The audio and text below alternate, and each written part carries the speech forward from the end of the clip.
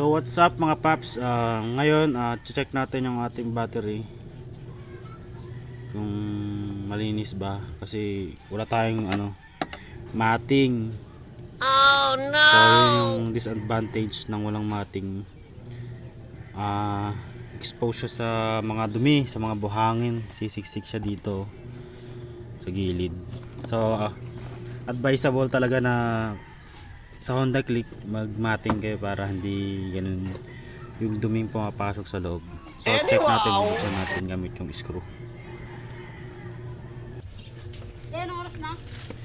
Hindi ko alam eh.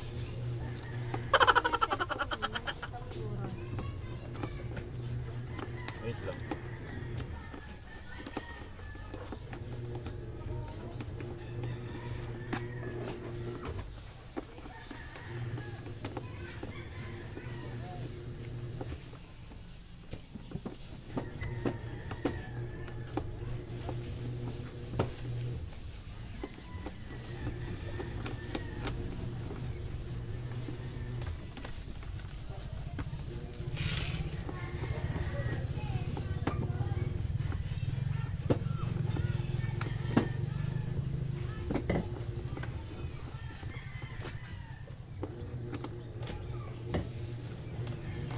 So bakit ganon? Hindi siya umaangat. So kailangan pa yata sundutin dito sa gilid. Wala tayong pang sundot. Ayan guys, lumabas na yung screw natin. Ginamitan ko na siya ng cutter. Ayan. So check natin kung madumi ba.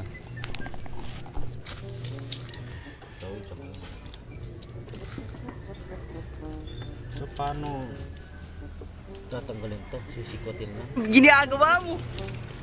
Ano?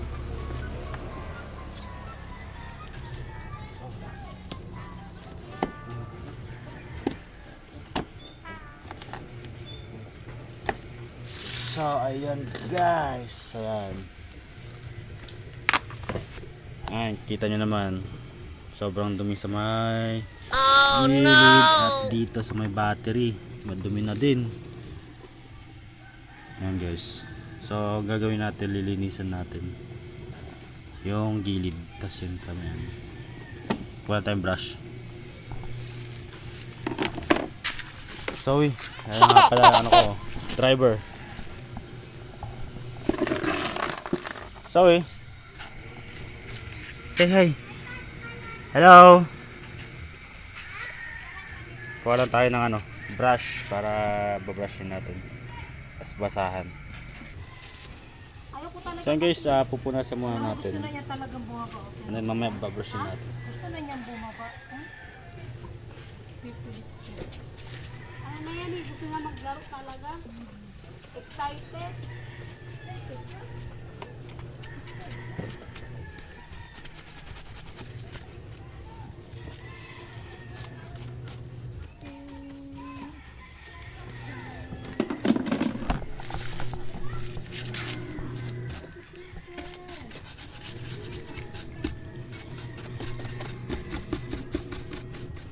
Maligno ba isa din? Yata. Ang dumi oh. Tingnan mo yung dumi. Kailangan talaga merong footboard. Footboard. Ha? Footboard. Yung nilalagay dyan sa dito. Siyo, tingnan mo naman. Dumi. Kaya nga mating.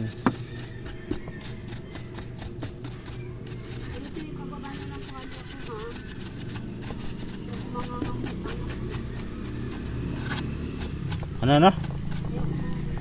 Mga amoy? Ano? Ayan po si Mrs. Ayusin ko daw yung pagbabalo ko para hindi daw mga amoy tanga. May amoy tanga ba? Tatanggal ba to?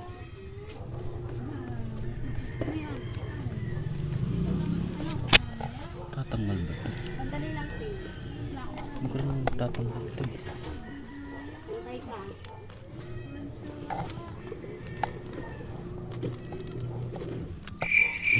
Tinanong sa gilid oh. Dumi din eh. Pero hindi natin mahugot. Paano hugutin to? So bale malilinisan lang natin dito sa ibabaw, pero dun sa ano mahirap pakialaman, baka may mahugot na wire dyan sa loob.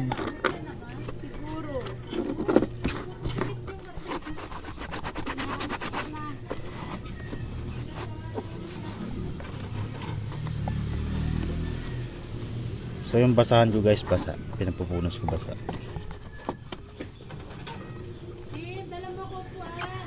Ibigyan mo muna si sister puan, anak. Paliguan kita. Please. Sige na to. Bigyan mo nga muna ko puan si sister dahil nakaubo na yan. Ayaw na lumabas. At palabas na yung tayo. Hindi ko na kaya.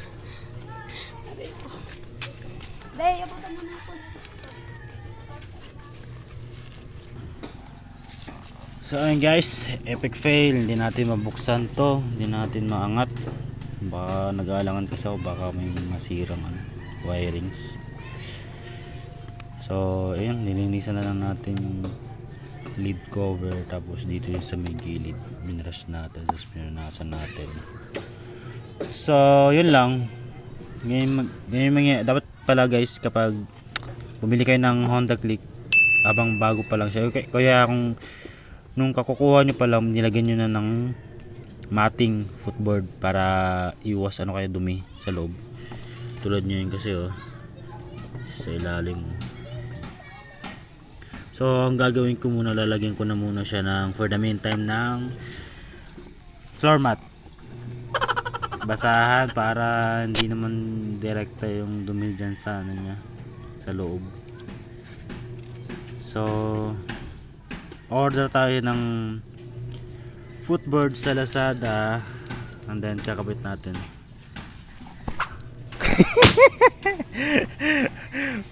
Sinabi ko lang na order Sino kaya yun? May nakatingin na agad eh. Tingin ka nga. Pag tumingin ka, pangit ka.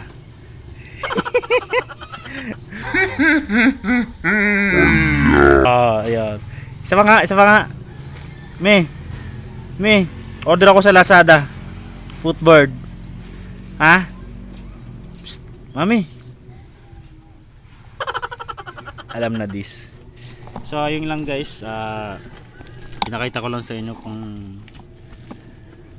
gaano kadumi yung footboard natin, ay yung battery natin yung sa loob kung walang footboard. So much better, advisable sa mga Honda Click user na maglagay kayo ng footboard matting para iwas dumi kayo, and then iwas na rin sa mga mamaya magkaroon ng conflict din sa mga wirings kasi madumi.